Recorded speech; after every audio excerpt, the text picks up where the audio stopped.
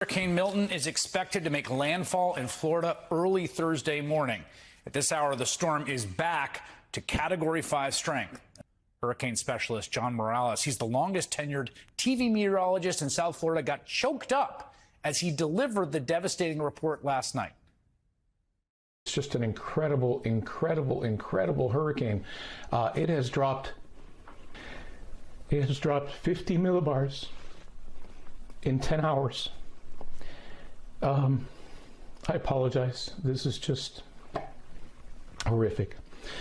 Maximum sustained winds are 160 miles per hour, and it is just gaining strength in the Gulf of Mexico, where you can imagine the winds. I mean, the seas are just so incredibly hot.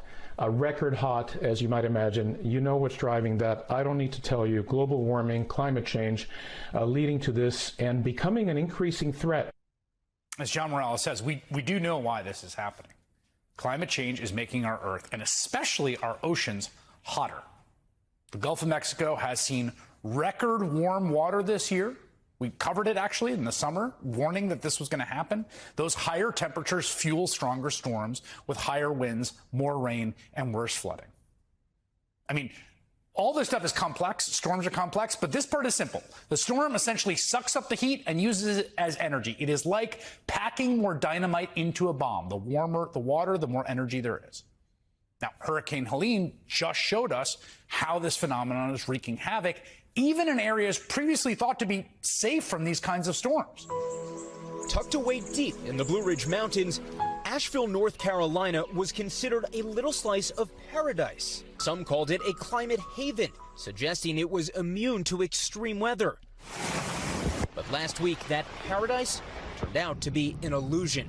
Oh my God. Helene battering the area for days, ripping apart homes, washing out roads, toppling trees, and cutting off entire towns. New research out this week says there is strong evidence human-driven climate change strengthened Helene's destructive power. One study saying it made the storm's rainfall up to 20% heavier and its winds 7% stronger. We're seeing these events that are boosted by climate change, stronger, wetter, lasting longer. Another report found that a warmer climate led to 50% more rain over parts of the Carolinas and Georgia than would have been expected. Storms like Helene and what we expect to come from Milton are precisely what experts have been screaming about for decades now. As John Morales told Nicole Wallace, it is why he got so emotional over last night's forecast. When I saw 50 millibars in 10 hours, I just broke down with a mixture of empathy, angst over these increasing extreme weather events, and also frustration, because for over 20 years I've been trying to communicate on what would be coming if we did not check the injection of greenhouse gases into the atmosphere. And well, here we are, and it's not going to get any better. So we are now preparing for the second major climate change-fueled hurricane in 2 weeks, which could put a dangerous strain on federal resources. New York Times reports the Federal Emergency Management Agency is running out of staff to deal with the potential devastation of Hurricane Milton. As of Monday morning, just 9% of FEMA's personnel were available to respond to the hurricane or other disasters. Now, while FEMA says it is well equipped to handle the strains, it is a reminder of the challenge of more frequent natural disasters. The Times noting that FEMA is also responding to flooding and landslides in Vermont, tornadoes in Kansas, the aftermath of Tropical Storm Debbie in New York and Georgia, and the watch fire in Arizona. And those are just disasters that were declared in the past 2 weeks. Remember, what I'm telling you right now, what we're looking at right now in the last week, what we're preparing for with Milton, this is what we are now facing with global average temperatures a little over 1 degree Celsius higher than the pre-industrial average. 1. Imagine what it will look like when we reach 2 degrees, twice as bad, or 3, or 4. That is the world Donald Trump would push us towards faster if he returns to the White House. Not that he cares, he thinks it would be good for real estate values.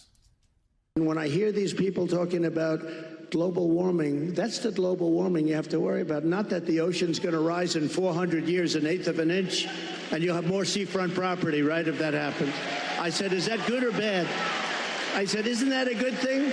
If I have a little property on the ocean, I have a little bit more property. I have a little bit more ocean. Okay, every time I play this clip, we just got to stop for 1 second. Think about that give it 10 seconds of your brain power. If the oceans rise, do you have more beachfront property?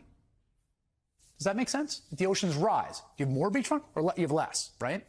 One of the hottest years on record. It was among the hottest years recorded. The hottest year on record. Another hot year. Global warming. What will we do about that?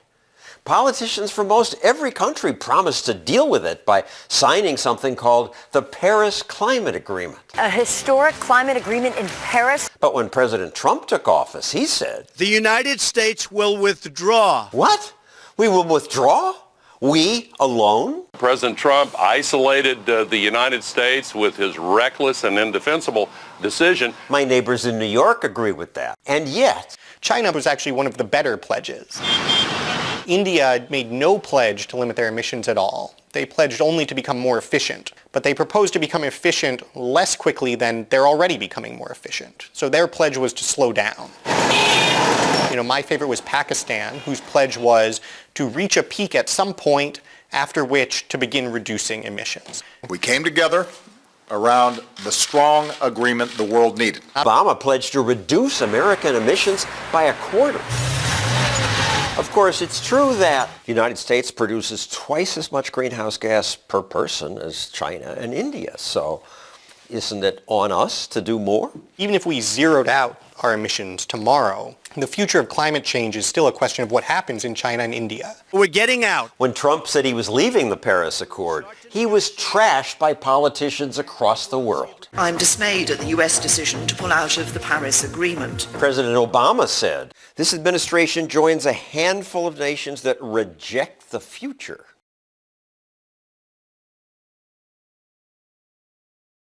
New York agree with that.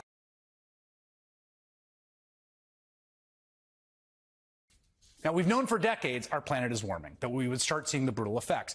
But conservatives remain so deep in their denial, they're flailing around for anyone or anything else to blame. Republican Congresswoman Marjorie Taylor Greene, who is now like a big mover and shaker in the Republican Party, is promoting a bizarre conspiracy theory about a mysterious they, you can imagine who that is, controlling the weather, suggesting that they are sending hurricanes to Republican areas to impact the election. Like someone is sitting at some computer somewhere pressing hurricane. And it's not just her. She's now being amplified by right-wing media and the Republican nominee himself. Has the government figured out how to build a storm into a superstorm that will destroy everything in its path, and then how to aim it right for where they want to aim it? It just happens to miss South Florida, where all the Democrats live. Something strange is going on. These are Trump counties. And don't tell me for a second that what we're not seeing is a massive government-pushed voter suppression operation. It's largely a Republican area, so some people say they did it for that reason. I don't even think they're that bad, but maybe they are. They're sending the storms. They are sending the storms. Donald Trump's running mate, J.D. Vance, found a way to get in on it, too, blaming it on immigrants. You have FEMA, which is there for disaster relief for American citizens after a terrible storm, being deployed repeatedly to deal with Kamala Harris's wide open border and the migrant invasion that it's caused. That lack of focus on their core mission, that distraction, and focusing instead on illegal immigrants, I guarantee that it has made the disaster response worse. Okay, that's false. Both FEMA and the White House dispute those claims, saying the Disaster Relief Fund is completely separate from other programs. But again, it's not really surprising this is the way the right wing and Republicans, even high-ranking ones, are reacting. The guy at the top of the ticket, right? It was never going to be the case they would see the real impacts of climate change, the carbon we put in the atmosphere, the heat that it's trapped, that ends up in the ocean, that fuels our storms, to see all that, which is, again, not hard to understand at all, after decades of denial, and be like, you know what? My bad. That's on us. We were wrong.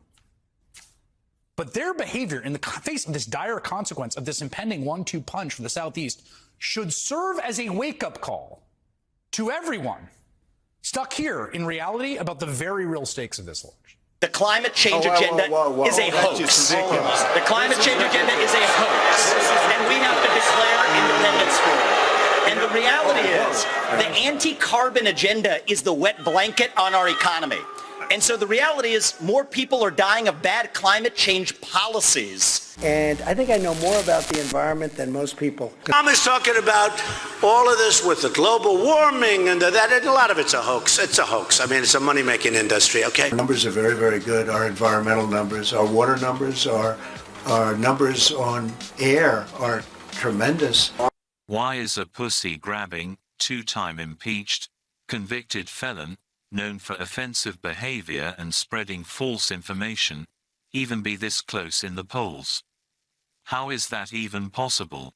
In a sensible country, such a person would not be eligible to run for office.